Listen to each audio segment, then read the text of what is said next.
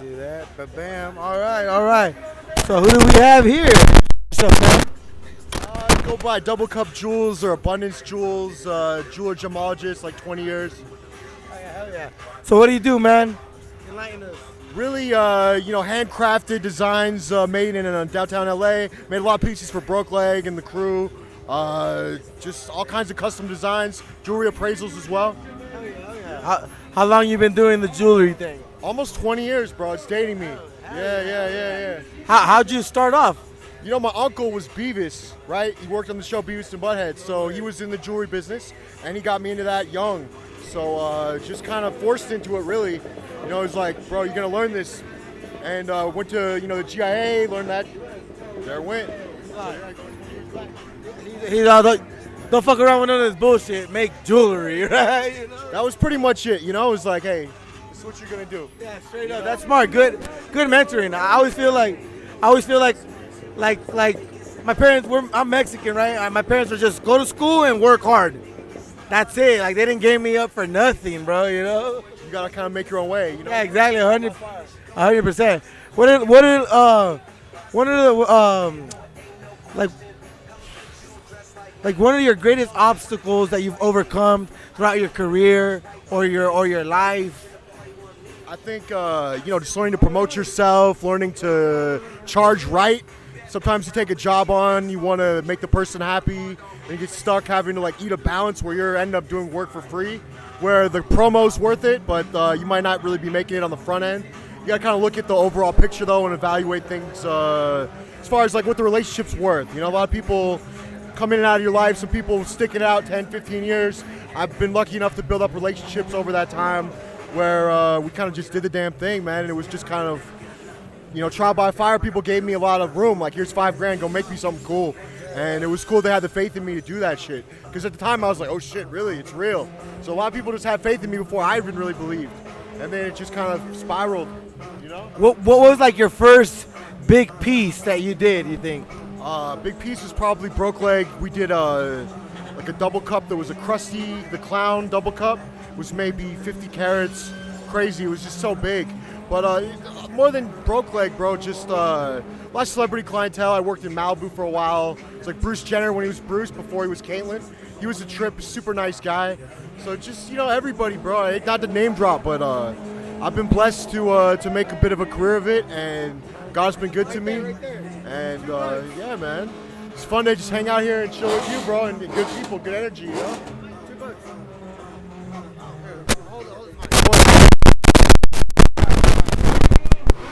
Get him. 13 years old. Started him young, bro. 2002. Damn, that kid was born after 9/11. Shit's crazy. That kid was born after 9/11, schooling everybody. He was? How? Because he was 13, so I was back on that. Oh, that kid. Yeah. That's crazy. I always trip out I was born in 98. I mean, sorry, in 89, and the stuff that I grew up with is nowhere near to be seen. Right? There's no record players. There's no cassette players. There's no VHS. There's no. People don't buy CDs no more. None of that hard copy. It's all digital now. You know what I mean? Do we own shit, bro? You know what I'm saying? No, yeah. I just remember having to you go through your CDs in your car, pick one CD, and you'd be married to it for the rest of the day. It's a trip now. These kids are spoiled as shit, bro. I feel like an old man talking shit with the gray beard, but I kind of am. You know, it's wild.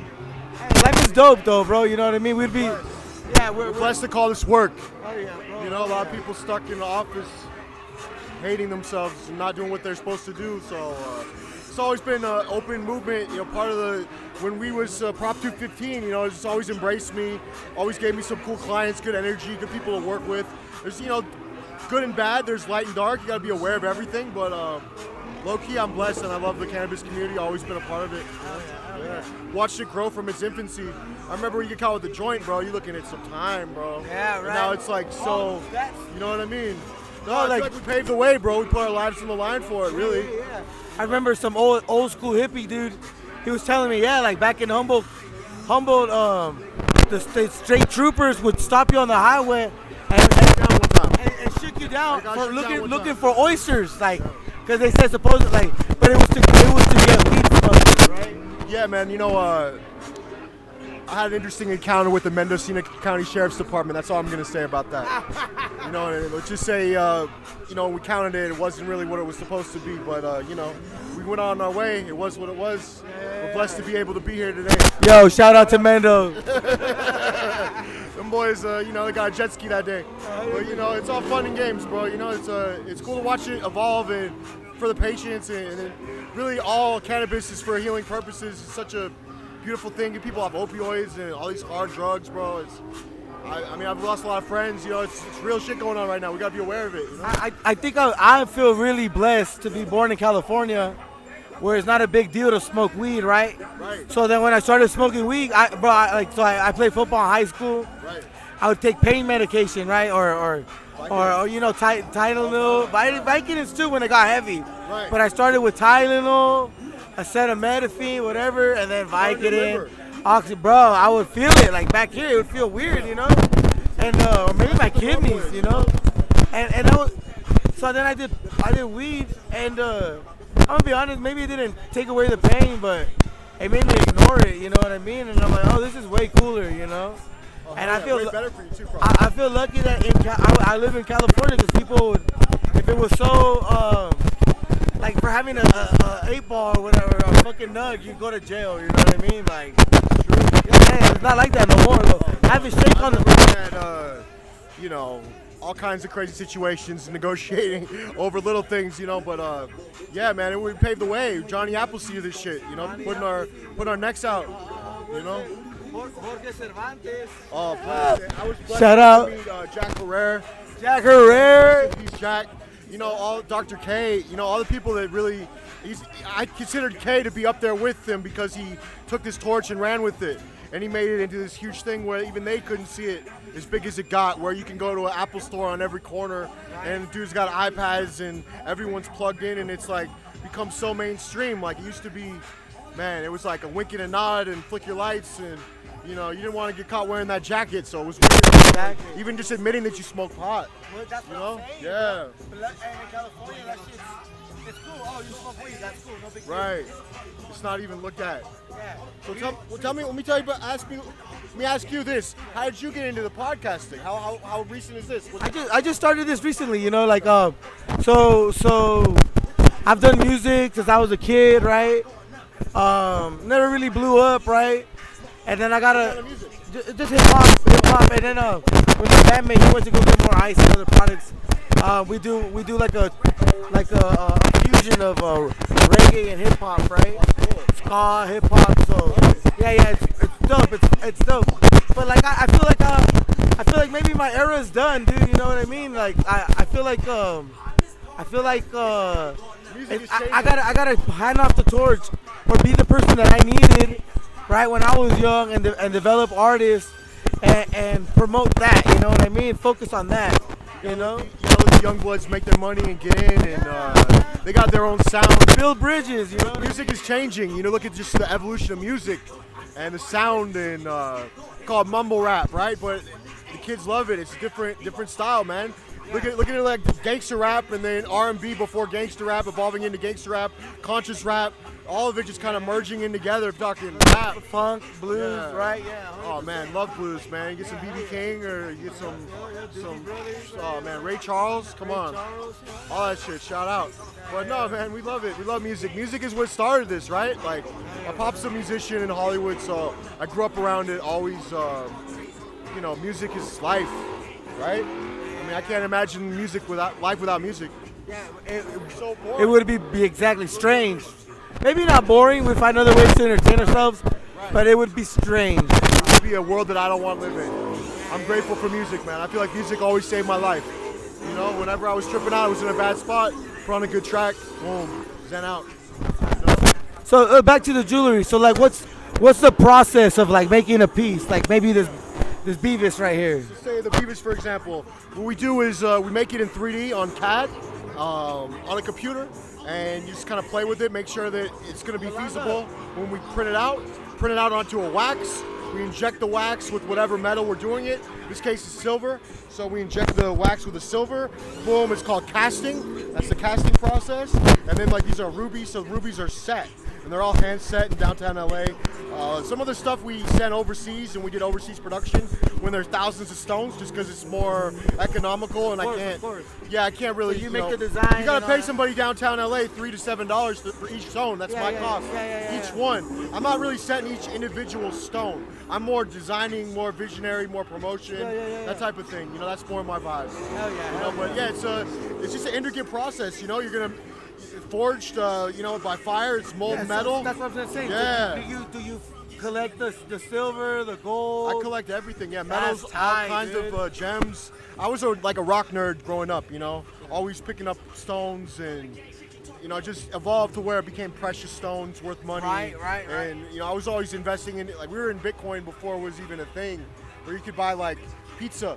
That was it. You know, like I was always into like alternative currency, cash. Tangibility, not trusting the banks, kind of paranoid. So always was into scrap metal and gold and silver, and you know, it's always a passion of mine. But that's the artistry behind it is just sheer madness. It's just the collaboration between the double cup culture and Bevis and Butthead, kind of like a '90s slacktivist, maybe Pimp C tribute. You know, kind of UGK, little flew in there. Hell yeah. You know, but it influenced us heavily, and you know. Now when we talk about double cup, it's really just THC, but all these cats, it's part of the music, part of the movement, part of the culture. So we gotta respect it. I think the syrup thing was dope, and some motherfuckers were having seizures. You know what I mean? It's different now. You know, I have a 12-year-old daughter, so it's something that I look at it differently before like actively promoting it on a different level. That's why I promote the weed. Weed is cool. It's not going to give you a seizure. You're not going to get cold sweats or shakes or Well, isn't it like it's a cousin to opiates, right? Or it's an opiate. Exactly. And once you're playing with that, you're playing with fire, man. Especially nowadays. Like, rest in peace to all my good ones that I lost from fentanyl and from. Bro, it's horrible. Rest in peace to all of them. We look at it like this is the exit strategy. Cannabis, right? Like this is.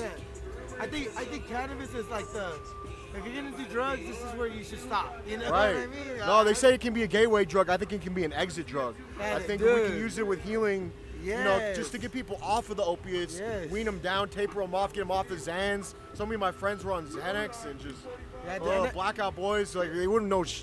Days would go by. Blackout boys, shout out to the blackout boys out there in the world, yo. Bro, it's part of the culture, but we know better, we do better, and we promote better, and we get older. You gotta be an elder, like you're talking about. You gotta be the person that you needed when you were that age. So I try and be the example. Haven't been a perfect example, but I try my best.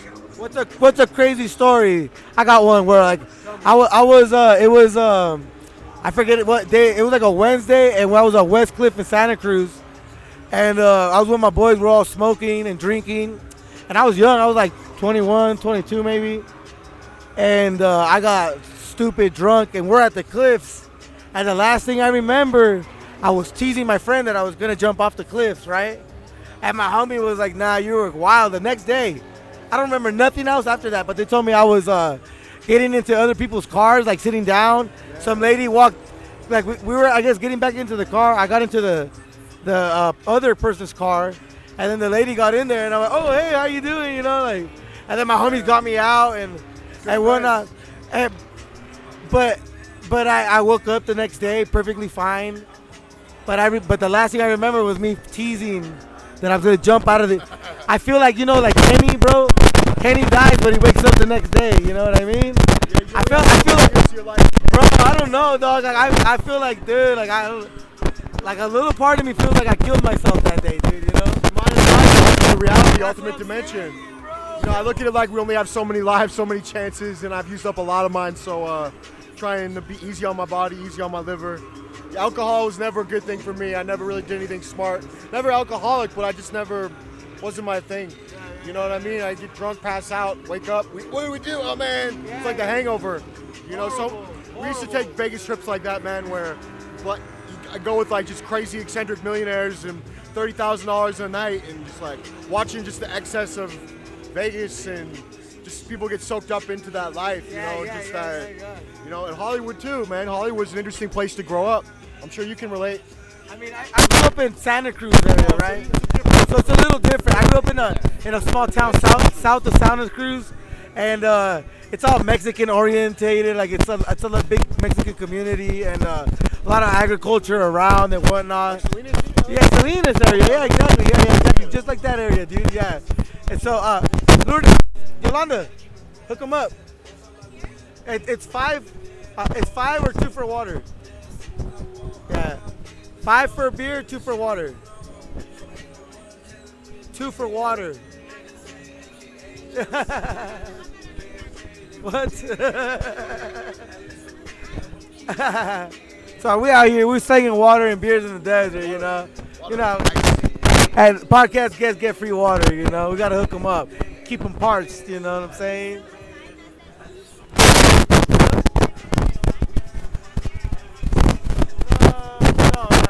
They'll see it in the front. Turn that way so you can see them too. You know. Thank you, Yolanda. Oh my bad. Cuídate. Perfect. So you grew up in Salinas. Yeah. Well, I grew up in Watsonville. Watsonville, okay. Pretty much Salinas, but smaller. I know what you're talking about. Yeah. I went to Sonoma State, so I had the best of both worlds. I went up to NorCal early. It was it was a fun transformation. You do it. Handle it.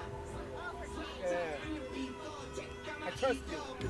Thank you. Trust you with his life. What a gentleman. Hell yeah. No, Yolanda, she's a go-getter. You know what I mean? Oh wow, Yolanda. Yeah. Yolanda kind of rules. Yeah. She kind of rolls. We like her. You know you gotta do it. You know what I mean? So she's cool. Oh yeah, that's good. Yeah. Hey, yeah, you gotta find a woman like that. You know what I mean? Oh, slip and slide, baby. Hey, yo, people don't really do that no more, huh? Slip and slides. We used to do that for hours back in the day. We were easily entertained. Bro, you get a whole tarp, do the whole backyard. Hours. Nah. Hours. Simpler life, man. Good fucking You time. have to grow up in that era, though. You talk about being in your mid-30s, your early 30s, but just magical times, man. Game Boy records, tapes, simpler times, man. Go to Blockbuster. Now the kids are 800 choices and VR. My daughter's in the VR talking about she needs us to buy Oculus to hang out with her. I'm just like, fuck, bro. It's crazy. Getting older. She's gonna be in your goggles, bro, with augmented reality, man. Spend $1,000 to hang out with you in fake life. Let's hang out in real life. That's me, though. I mean, yeah, dude. Keep up with the technology, though. Hey, yo, you know what? At some point, I appreciate it, yo, cause like You got to. I got a son with another woman that I'm not with, right? And I don't get a lot of time with him. Sure. But now I can if he does that, right? Like, you know, I gotta find a way because he had a Discord on his phone. They took away his phone, so I can't talk to him on Discord. He has a different phone now, and it's rarely he gets the phone, so he'll text me every now and then. You know what I mean? Similar situation with my daughter in TikTok. Yeah. On the TikTok, we're like, X that shit real quick, bro. But yeah, like we're dealing with a co-parenting situation because it's my stepdaughter. So, just similar issues where it can be give her a phone, but then she's supposed to use it just to contact us. But kids will be kids, man. What are you gonna do, you know? Bro, my kid's 12. Yeah, My son's 12, bro. He thinks he's smarter than us, bro. You know? she's too cool for me now, bro. She don't want to hug. I gotta park like behind all the parents so she can walk by herself. Because I embarrass her, bro. Yeah, I gotta learn how to play Minecraft just so like he like invites me to play with his homies. Bro, I gave my parents worse shit though, so I have it really good, honestly. Yeah. I had it really good. I'm not getting those kind of calls my parents got. What's the asshole thing you did to your parents? Oh man, my parents. I don't even know what. What's the thing you wanna? You know what? I stole money out of my mama's purse. I wanna apologize to my mama. I remember I got in there and I took like $80, bro. Yeah, $80, you could buy some weed. You could buy. $80 was $80. It was pre-inflation. Keep in mind, $80 was $80. Super guilty after. You know, But it went away after I rolled that blunt, though. I'll tell you that much. real quick. No guilt. What? Sorry, mom. Love you, Evita. Love you, mom. No, my mom put up with me, man. She's a great lady. My parents they're artists, so I always was in a supportive environment. But I gave them hell. I was just getting into fights, stupid shit as a kid. Like bullies would bully you, you stick up to the bully. But my parents were always really encouraging of stand up for yourself or defend yourself. It was a different era though. You could actually smack somebody. Nowadays, you go to jail, you know, you catch an assault charge, you get sued. It's a different era. Everyone's on Instagram hating you behind a keyboard. You know, it's different. Yeah. Like, hey, bro, fuck you. You know, now it's a little different. Before it's like, oh yeah, you abuse me on Facebook or whatever the fuck. You catch a fucking charge, bro. Like, before you used to have to hit someone. Not even that. You know what I mean? Verbally threaten them, man. It's a whole different era with cameras. We didn't have cameras growing up. Hey, don't get me wrong. I respect that. You know what I mean?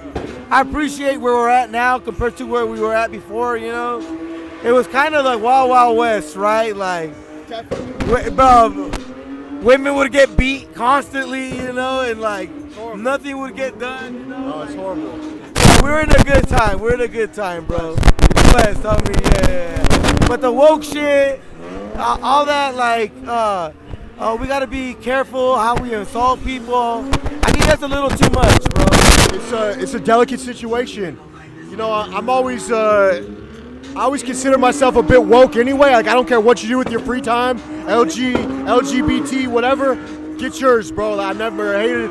Some of my best clients are gay, jewelry, people like that. They got tons of, you know, they're dope. So careful what you say. Exactly, that's what I'm saying. It's like, canceled. bro, black people, fucking, you know what I'm saying? Any minority. I'm never white enough for whites. I'm never black enough for the blacks. Never straight enough for the straight. I'm Mexican, right? Yeah. And people think I'm white, so they let it loose.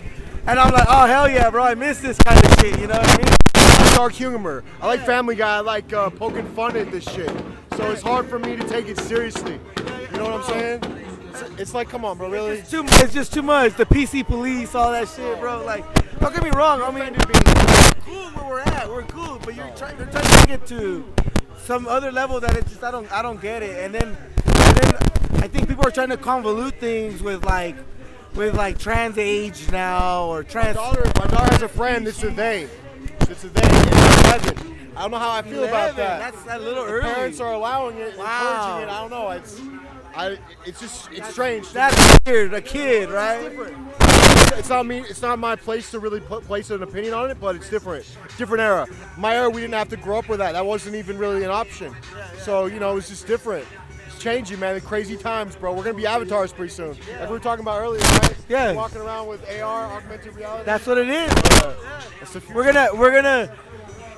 gonna have our glasses on, and we're gonna have all this gear on, but you could only see it if you have the glasses as well, bro. As long as my house is clean in the AR, bro. I'm gonna have a badass skin. It's clean. It's perfect. No, right? Yeah, no, it'd be cool. You could change it all, right? You could, bro. Yeah, we might already be there. There'd be like shit on the floor, maybe like patterns to make games or whatever. Like there's this thing for graffiti, right? And you could just tag anything you want. And if you have those VR glasses with your location, you can look at the walls, and if someone tagged it up, it's tagged up. It's badass. Tag a Statue of Liberty. That's fucking dope. Yeah, it's fucking dope, bro. So joking, guys. Don't tag the Statue of Liberty. You know. No, but in VR, beat it up, bro. Beat it up. Be so careful. So careful. No, but what was it when you decided to do jewelry and you're like, you know what, this is what I need to do? I was Sonoma State. I was maybe freshman in college. Didn't really have the passion to do college because I saw the people giving me advice for making like 40 grand a year, and I looked up, was more into like quicker ends, and just it was hard for me to really take people's advice that were making little money like that, and that's what I really looked up to. A lot of those people gave me wisdom, but I was a young buck. I didn't want to hear it. I was trying to make my money. You know, I wanted to be a millionaire. That was my goal, you know. Exactly. And I just pushed it, man. But are you a millionaire? I've definitely touched $1 million. Am I holding $1 million? No, that's what I'm saying. though. That's tight. Oh, yeah, but with the jewelry, man, like I found that a lot of the millionaire people that keep it are real understated dudes that have a big watch collection. Maybe I make them one ring, or their wife a piece. You know, a lot of the big money, real long money dudes, quiet, under the radar dudes. A lot of the real flashy guys, you know, they might have it today, tomorrow, next week, a month. Do you have it 3, 10, 4, 5, 6, 8, 10 years, 15 years? I've been able to, you know, survive along a lot of these years in this industry and in life, and you get to see who sticks around. Yeah. I'm like that. I get money and I spend it instantly. You know. I got kids, I got a wife, man. I'm broke. Hey, same. I'm So allergic to broke, but you know what I'm saying. It's all there. It's money. It's all for them, bro. Everything's for them now. It's bigger than me. You know, I got older. It's when I was a kid, bro. I used to walk around $200,000 worth of jewelry, new car. You know, stupid. But nowadays you couldn't even walk around like that. You know, the world got so much more dangerous, bro. I mean, Yeah. Yolanda. Yeah, like P&B Rock. I just went out to go get some chicken, waffles and chicken, you know, and Honestly, I walked around like that for 10 years, at least in LA. And there was kind of an understanding with who your family was, who you were affiliated with, that you wouldn't really get messed with, right? But a lot of the younger kids nowadays, they're not asking. They're raised by IG, not what do they say? They're raised by IG, not OGs, right? They don't know. They're not asking permission. They just see something quick, an avenue to get rich, or a wearing $200,000-$300,000. Sad as PNB Rock. Rest in peace, PNB Rock. Yeah, I mean, that was so sad, bro. Probably lab diamonds, honestly.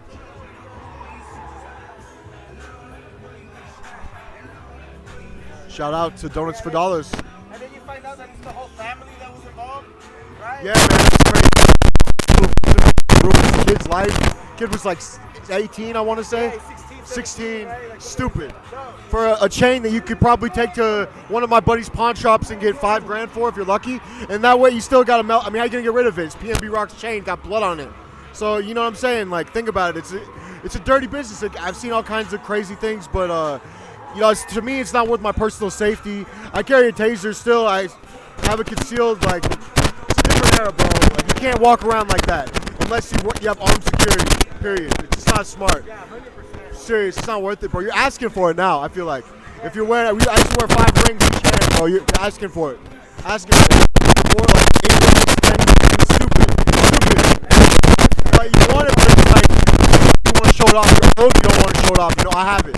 I don't need to show it. You know what I mean? It's like, I don't need it. I know what I've done. You know, it's different reasons, right? You don't have to prove yourself. You know who you are. You know, but when you're young, you got to show it off. Hey, you want to get the, you know, you want to get the attention. You know, that's all jewelry is, right? It's art. I love the jewelry was like the fact that it's eternal art, right? It lasts forever. I was talking with Paul about that earlier.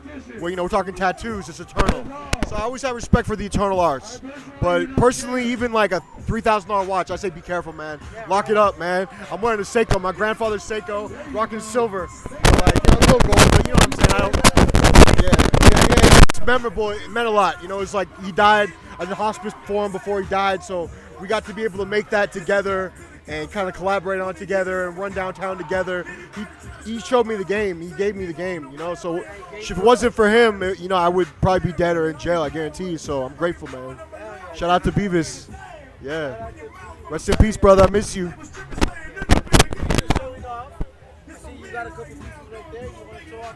Oh, yeah, double jewels. So, yeah, we collaborate with Cyclist. We got double cups. Doublecupjewels.com is the website, and IG is doublecupjewels_. Sell them for. I really just like the right people rocking them. It's not even about the money. It's about the right energy, the right people behind it. I mean, we've been rocking these double cups 10 years, back before it was even cool, and then it got really cool, and then you know, we're getting older, bro. We're getting older. So how much do those chains go for? I'm doing like $150 specials. They're both silver, amethyst, green garnet, you know, stuff like that for KushStock, just to show love. But normally I charge like $250. So the gold $250, the other one $150? Yeah, it's gold plate. So it's gold plated sterling silver. I do it in gold as well, but I usually don't bring big gold to these events just because I like to be able to go smoke a J and wander around, not have to worry about it, not have to watch it. It's silver. I take a, you know, it's not a huge loss. I did hand make it, and I sourced the stones. They're all from different places, but you know, they're good quality stuff. I like using real high quality stuff in my. I made a lot of pieces where we had to really compromise quality to keep the price cheap. And now that I got older, I like to use the best quality stuff. 100%. So that's my thing. I like best or nothing. Target the audience with money. You know what I mean? Yeah, I mean, honestly, like, I wouldn't even work with you if I don't like your energy. It's all energy, right? It's like being able to turn down jobs. You know, I used to be like hungry with it. Well, I take any job, whatever, $1,000 deposit, hit the DM. You know, now it's like, oh, well, it's cool, man, whatever, you know, and I feel like the less thirsty you are and the more you evolve into your art, the more confident you are, and the more pieces you have behind you, and the more people respect you in the industry. You know, shout out to like Ben Baller and Greg Una, people that came before me as far as in the jewelry game. You know, the people that I look up to, Johnny Dang, TV Johnny, you know, all the real, you know, Jacob the Jeweler, you know, like, they got me into it, bro. I mean, how could you not love that shit growing up, you know, and like, that's what we looked up to, those were our heroes. And Jacob came out, did 3.5 years, and then now he's a global brand making lofts in Dubai, working for... I think I followed Jake the Jeweler. Yeah, he's not even making jewelry. I mean, he's making jewelry, but he has a team of people making jewelry, but he's doing design in Dubai, making, you know, condos for sheiks for $10 million. That's the type of shit I want to do. I want to make art to last, you know, museum quality shit. I think that's the thing. It's like who you know type thing too, right? He met the right people.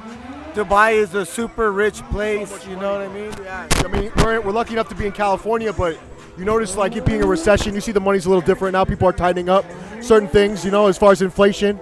But people with money still got it, bro. They're still spending. You know, it's 10 grand ain't nothing to nobody, you know, so it's just a matter of what your statement is. I think now it's more about quality, what you want to, you know, what you want to be remembered by. You know, what is your mark on the world? And I hope, you know, it was just that I made people laugh, I gave people some joy, and we, you know, just take it not so serious, man. Take it down a notch. I think I always took myself too seriously. The older I'm getting, the more I'm becoming more comfortable. You know, even just doing a podcast, just talking to people, bullshit, and getting outside of my comfort zone. Just, you get older, you're like, fuck it, bro. What do I got to lose, man? Nobody, all the people you think give a shit aren't even watching you. Or if they are watching you, who cares? Let them watch. You know what I mean? Like, yeah, I used to have a thing like, oh, I care what people think, you know, and it'll hold me back from doing certain things like promoting my brand. I got now Gerb right now, yo, shout out. Follow me at gerbgear.com. Yeah, I got seeds right now, so I'm starting my genetics. This is my second. So this is guava right here that we got. This is my second time back crossing it. So this is guava. I back crossed it one more time. Are these feminized or they're they're just regular seeds. Yeah. Cool. Regular seeds. So that's the whole game now. Yeah, bro. That's good genetics. So check this out. I was here last year and I was doing the same thing, selling wax and whatnot, you know.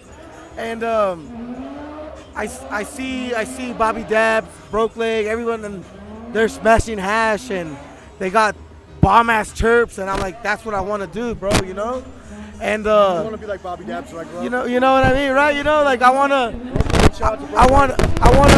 like create a dope strain. It's a logo, so we gotta make a chain of that. Yeah, I would love that, bro.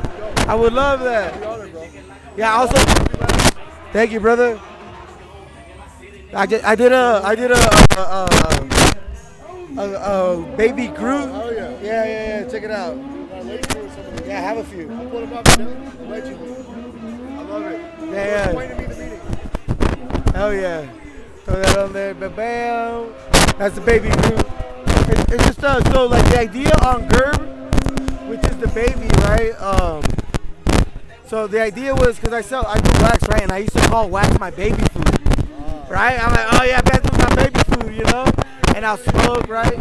And then my sister put on Frosty the Snowman. He's a rapper from down out here in LA, and he has a song where he talks about Gerbs is women, Gerbs is money, you know, and my homegirl's all like Gerb, and I'm like, and I always called it Gerber, right? My baby food Gerber, you know, and then a Gerb, and we were stabbing it at the time, and it was just like Gerb is the word, you know what I mean? That's shortened up, bro, and this was right when I barely got introduced into the sesh life, right? The sessions and whatnot. When they were in the image scene, we were dabbing on nails. Yeah. Well, I'm a late bloomer, bro. Oh, are you? Yeah. I barely got into the sesh life 2020, bro. Oh, okay. I'm a baby. I got married 2018, so I took a break from the sessions. COVID happened. We didn't even do a sesh for like 5 years, but we used to do sessions when it was Prop 315, when it was like little bit different than it is now, you know. But we paved the way to be able to do the things that we're doing today, which is really cool. Yeah, you're a pioneer. You're like 04. Okay. Yeah. Like Stating myself the great. Yeah. Right. Yeah. I was 14 back in the day. You know what I mean? Back in 04. You know. I remember I was growing in my backyard, and my mom would come and chop down all my plants. Not in my house. In mi casa, no. My mom would do. Shout out. So anti-weed to this day. Shout out the same. I'm just now starting to get her, like one of her friends had cancer, and I told her, hey, you need some weed, we'll send him some weed, whatever, as far as CBD, as far as like cannabinoid healing. She's just now thinking about it, but they're so brainwashed, that generation. Yeah. You know, it's Well, a mom thing. they were scared, right? They were. You have a little bit of weed, you go to jail. You know what I mean? Yeah, man, it was a big deal, bro. I remember hash, we're looking at concentrated cannabis charges. It was like 20 years or something to have a hash making operation, making bubble hash. It was showing me how to do it when I was a kid. I was an adult, but I was a kid to myself now. But yeah, it was crazy in the forest with the hippies and showing me how to make bubble hash. I'm like, this is pre-wax when you know, we're talking with wooden spoons. You know, and then you watch extraction methods just really evolve. That's a whole nother thing. What kind of genetics you like? Like getting into the scene as a late bloomer.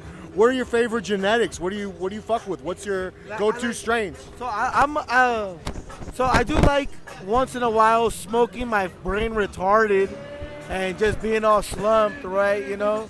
But I'm a sativa man. I like the fruity flavors. Sure. I like the good like I don't know, not the laziness, like the head change. I love that, you know. I like functionality. You know, exactly. I mean, it's nice to have a little sleepy weed too, but save that for a certain time and a place, right? I like functional weed. Me too. I like the Thais, good Thai, good like Durban, you know, South Africa strains. All like I grew up just dating myself, but like Granddaddy Purple and You said Jack earlier. yeah, Jack Herrera. One of my staples, Yeah, I love Jack Herrera. Rest in peace, Jack. I was lucky enough to meet Jack in a weed club like maybe 2004, right before he died. And he was the coolest dude, man. So sweet to everyone there, and stuck with me, that energy. And I always loved Jack Herrera just because I met the real Jack Herrera. He was the emperor of hemp. And then shout out to Richard Eastman and to Dennis Perone. You got to give it up to them for being able to fight in court for us to be able to do this and to change the laws and to change the world. You know, because you got to keep in mind this wasn't cool anywhere. Even California. I don't. Yeah, back in the day, you would like have to like grow in your closet and don't tell no one what you're doing. Big deal, man. I remember there's this online thing called Overgrow, and it was like growers being able to talk to each other. Mark Emery was the big seed dealer, right? Mark Emery Seed Banks. And there's Bubble Man. Bubble Man made all of the water hash extraction equipment, the bags. He was famous for the bags. But yeah, I mean, the stuff they were showing us in Canada, we got inspired by that. You know, just seeing some beautiful extraction methods and just the cleanest terps and water and ice, no sort of solventless. So I'm kind of a purist when it comes to good quality ice water hash bubble. You know, we call it full melt clear dome, right? Hit it with the lighter, it bubbles up. You can see the clear dome. You see the actual like terpene, the top of the THC crystal. That's what we would go for. You know, but it's a purist, you know, it's like I'm dating myself. Real full melt clear dome. FMCD, that's what we called it. We used to put it on our glass and put it on shirts, and it was like a club. Well, you know, people that even knew what the fuck that was. But then, you know, things got a little diluted with honey oil and wax, everybody blasting in their backyard, and so it's such a quick way to make cash. You know, I always I did it for the art of it. I love just the art of just kind of making hash for fun. Really, it was more just like it was a sacred art. I respected it. I never really got into it like as a career, but I always respected dudes that did it. And a lot of times they'd be like, "Hey, bro, I want you to make my piece, this or that." And, you know, a lot of cool hippies I met over the years, man. Shout out to the hippies. Grateful Dead family. Shout out to the Grateful Dead family. Hey, yo. Yeah. I was trimming for some Grateful Dead fans, and man, I was so embarrassed because they played some music, and I'm a hip-hop head. I only like rap, right? You don't know the Grateful Dead? Uncultured swine, right? And I'm like, oh, that's good music. Is that, who'd I say? Who's that guy? Montana? No. What's his fucking name? Country roads, take me home to the place I belong, West Virginia. I thought it was him. So they took it like Saturday. And they got so mad at me, bro. House. Get the fuck out. Get that, bro. The homie that took me with him, he was dying, bro. Oh my god, bro. Oh my god, dude. Funny story, bro. Yeah, that's the shit my mom grew up listening to, right? She used to take care of clean white people's houses and whatnot, and that's the stuff that they played. And she actually would take care of the old folks, right? And yeah, that's the stuff they played, and she loved it, right? So I grew up listening to that shit, right? You know? Sure. Yeah. So, man, Grateful Dead. I just picked it up, probably same thing, trimming one, October. It's the Grateful Dead, man. You gotta listen to it. And just like probably 16, 17. I wasn't really a Deadhead, but I was always like shown love and good people. Never had any bad experiences. Always love, but I always came with the right intentions. So I think that's the key with anything in life. You got to come with the right intentions. And if you're going into something to make money real quick, I don't know. I mean, you can maybe make it and get in, get out, but you're gonna last for the longevity. You got to do it for the love, man. Yeah, That's the key to this whole thing. 100%. You love extraction. You love your genetics. You love it. Yeah, it's a part of you. Yeah, bro, yeah. Bro. I just built a greenhouse. I said look, my problem, I got so unmotivated. I did a grow up. After I did these seeds, I grew these ones, and I grew them, but I didn't have a place to dry them, right? Like I was renting out a room, and my lady at the time said no way, right? So I got a tarp, right, a canopy, and the light bled through the sun, and it turned all the nugs brown, and I was like, fuck all this. I was pissed, bro. You're not the only one that's taking losses, curing weed improperly. So then, like a couple years later, I get into the scene, right? And I'm learning about pressing hash. And it's like, all you gotta do is you cut your weed fresh, you make it into hash, and you press it. You know what I mean? It's the quickest way around the whole curing process, right? And then I hear curing's a real art, right? Isn't it an art? Yeah, and then I hear about freeze dryers, right? And so that's my next objective. I'm trying to get a freeze dryer. I got a dehumidifier, but it's not the same, you know. So you love basically the community behind it, the genetics. I want to have Gerb, my strain called Gerb, and I have a couple other ideas, right? Look for it. You know what I mean? And but Gerb is gonna be the go-to strain. It doesn't knock you out, but it gives you that head change. One hit, it's there. It tastes bomb. You know what I mean?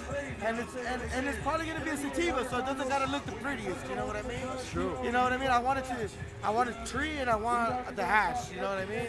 Right. We're not in it for a looks contest. Yeah. Well, nowadays there's so many crosses. I was gonna say, it changed. Why is indica way more prettier than a sativa?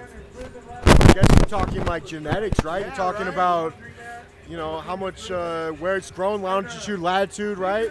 It's like, why are people in Ecuador shorter than people in Iceland or whatever? It's just longitude, latitude, right? Vikings are going to be different than your South American folk. I think it's the same thing with weed, right? It's just oxygen, distance to the sun. Like you look at like Hindu Kush and Afghanistan and some of the best indicas in the world coming out of that region. I mean, I'd love to just travel the world and try it all, It's a dream. Went to Jamaica, that was cool. I went to, oh man, Jamaica was so dope, man. A couple times, we always go to Jamaica. That's our go-to spot. Just get love, just like, want to talk about, like, I got some love plugged in there, so it's just really cool to go to the ganja fields and, man, just so carefree. You realize you don't need all this money, all this shit. So it's such a simple life, bro. So they're happy with a hut, and I'm bitching about my Verizon bill being late. You know what I mean? And they're happy with like no health care, a pair of shoes. Yeah. Just to have shoes. Yeah. It made me start thinking about all myself. Life. Like I always needed 100 of everything, and I overcomplicated my life. The older you get, the more you realize I don't even need that shit. I was trying to impress people that didn't care about me in the first place. Yeah. You know what I mean? Yeah, 100%. That's game from an old head.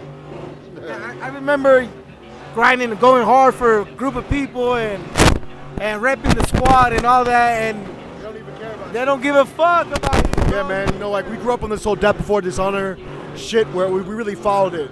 But the game changed, right? So, I mean, I had to leave the game alone, man, a long time ago. I've been out of it. But I always come back to these things. I get shown love, kind of salutes from the OGs. They know what it is, but yeah, man, I couldn't deal with the whole talking business, and after 6ix9ine, you know, it's too snitch culture, you know, glorified. I couldn't rock with that, man. Yeah, what do you think about 6ix9ine and? It's like if I'm a man, who am I to put another man in jail? You gotta take your beef, man. That's how I was raised. You take whatever beef you got. But you know, he was extorted. There's a complicated situation. Wait, didn't he got his chains jacked? He got supposedly his baby mama fucked, right? You're in the music business. I mean, you really want some game. You're in the music business. You got people behind you that are pushing it. So you got a whole army behind you. Usually, it's a gang or some sort of illicit means. You study the history of this shit. Death row, right? You know the history of that shit. I'm not gonna name names, but you know the history. Study the history of the shit. You don't need to implicate anybody, man. I don't know, man. That shit's fucked up. I can't fuck with snitch culture, bro. Yeah. I can't fuck with giving away my freedom or giving away another man for my freedom. Fuck that, bro. That's how I was raised, though. 100%. Different era, though. These kids nowadays are walking away. You're not gonna do 5 years. You're not gonna do 2 years. They were not made for it. Not built for it. Yeah. You know, I mean, for a song in my heart. It's different. You know, it's like. It's crazy that the gangbanging is so popular, but it's the gangbanging shit that needs to stop, bro. It's so dumb. It's so dumb, man. These kids, they gotta. You don't need nowadays with the YouTube and all this shit, bro. You can get on the internet, bro. You can't gangbang and be on the internet. You can't. It's called evidence. They're showing money piles with the serial numbers on it, the guns with the serial numbers on it, and the feds are using this shit to build cases, RICOs. Look at the YSL, right? They got a big old fucking RICO now, like stupid shit. It's like, bro, you built that case for them. Gave them all your evidence. Young Dolph, the guys that killed Young Dolph, they stole the car, right? But the cops checked every single cameras and traced back those individuals. Nowadays, if they want you, they got you. It's hard to get away with things. If they want you, they got you. It's a matter of how big you are and who you're paying off, you know? But I didn't say that. Yeah, 100%. You know, but it's just bigger than money, right? It's who your family is, who you're connected to, the influence. But yeah, as far as gang culture and guns and drug dealing, get the fuck out of that shit, bro. That's a recipe for disaster. Yeah. Seriously, one-way ticket to death or jail or permanent. You built for 12 years in a 6x8. I got family did 15 years. They come out, they're weird, bro. It's fucking like dogs. They don't even know how to leave their cage, bro. It fucks you up. Like, you're not ready for that. You don't want any part of that life. And these kids, it's so glorified. The Young Dolph, for example, right? Oh, it's so cool. It's so cool. I want to carry a gun. Bro, you really want to catch a body, though? You really ready to go to court, fight for your life, and go give $100,000 to a lawyer and beat a murder, and then go do it again, you know, and again and again and again? These guys are killers, bro. They're living for today. They're not thinking about. There's no consequences. It's a video game. They play GTA too much. They believe that shit. You know? Yeah, I was watching a YouTube video, Rap's first serial killer, and it was about King Von. I saw that. And King Von was like on Twitter, if you don't kill this person, then you can't rap about it. And the very next song he drops, he's talking about killing someone. You know, like. Man, you know what that is? That's just like some gangster shit, Chicago, straight living for today. Yeah, you know, Chi-town, bro. Chi-rap. It's different. It's different. They're built different out there. I grew up South Minneapolis. It's very dangerous. You came here to LA. I always had a bit of people knew who my family was. They knew it wasn't like I was naked in the city, right? But I come with respect. You gotta know who the fuck you are. You're a white boy in a certain situation. You're not gonna go. Maybe you miss with the essays, but you be respectful. You gotta go anywhere with respect. I think that's what the new era lacks is respect. Yeah. They're just so living for the moment. They're trying to fight for that, what they see on Instagram, trying to emulate some shit. They don't even know the real side of this shit, bro. You don't want that life. You don't want to live your life in the rear view. You want to be a dad. You want to be happy, bro. Yeah. The fuck? Come on, dad life, isn't it the best? Look. Like so like back to the respect part. I think Tekashi 6ix9ine got beat up because he's so disrespectful afterwards, right? Yeah, like, I saw that. I was really low-key. I don't want to say I'm never happy for physical violence, but I chuckled. I saw that and chuckled. I thought I'm frankly, honestly, shocked he's alive. But that's what happens when you're in federal protection, and you know when you're an informant, you get federal protection. That's a whole nother thing.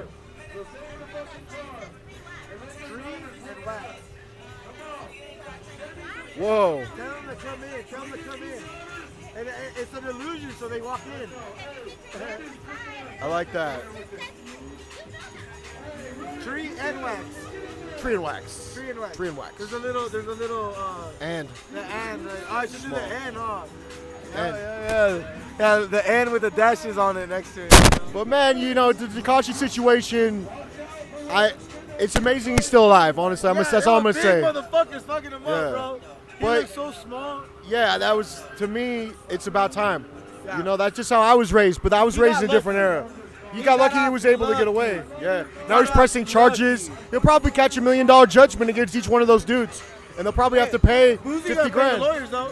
Boozy gonna hook up. Is he? Yeah, he was talking about it. You know Boozy's what I mean? funny as shit. Boozy's the man, dude. Boozy's hilarious. He's for the streets. I love how they ban his IG 100 times. He comes back stronger. He doesn't give a fuck. He doesn't give a fuck. He doesn't give a fuck, bro. He gets traffic stops with the cops for some weed. He's like, Yeah, dude. Shout out to all the real folk out there. Boozy. We love Boozy. Boozy badass. I support that. You know, but you know, Boozy's not a snitch. Boozy's a real dude. Boozy did some time. He beat some cases. Boozy got money behind him. I fuck with Boozy because he knows how to come and with respect. To me, Boozy and 6ix9ine are in two whole different categories of human. That's just me.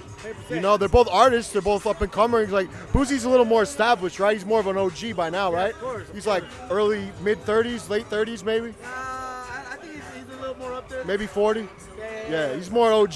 So he was raised by OGs. And Hernandez, he was what, 19, 18 when he was doing all this shit? You don't know no better. He's raised by Instagram. Yeah, exactly. It's a dick measuring contest. Pardon my French. It's a clout game. It's a clout game, and that's all it's all about. You know what I mean? Well, any word of advice for any youngsters in the jewelry game trying to come up? I would say, if you really want to learn jewelry, go work for somebody else. You got to build somebody else's ship. You got to run somebody else's store. You got to go work for a corporate store. Go do that. If you want, it depends on what faction of the business you want to do, right? If you want to do custom work, you don't really need to bow down to anybody, but you're going to need a bag. In order to have that bag, you're going to have to supply yourself, do it somehow. So, you know, I built my way up. I work for other people. I helped a lot of people run their ships to be able to do my own. I'm grateful that I learned under a lot of really good people that really cared about me and taught me how to do it right. But, you know, I was blessed, very blessed. I would say in order to do that, you go to the GIA. I went to the gem school. I learned all this shit, like scientifically, like how to grade diamonds, how to grade colored stones. I can tell you every single kind of garnet there is. Stupid shit that you never tell anyone, but you know how, you're an expert. So I think you become the best. Just do the best you can. Some of my early pieces, bro, I look back at them, they weren't that amazing, but I thought they were the shit. I just came with such, I love it. I was born for it. Like, to me, it's not work. I would do it if it weren't getting any money. And in fact, a lot of times I've made a lot of pieces I barely walked away making a profit. Where, you know, you're back and forth with deposits and people hitting you back and this and that, where I've had to take losses. It's just part of it. You know, it's just part of the game, bro. You never took a loss, you never been a boss, right? Yeah, exactly. Gotta eat that shit. Hell yeah, dude. Yeah, I would say get out of the whole drug game.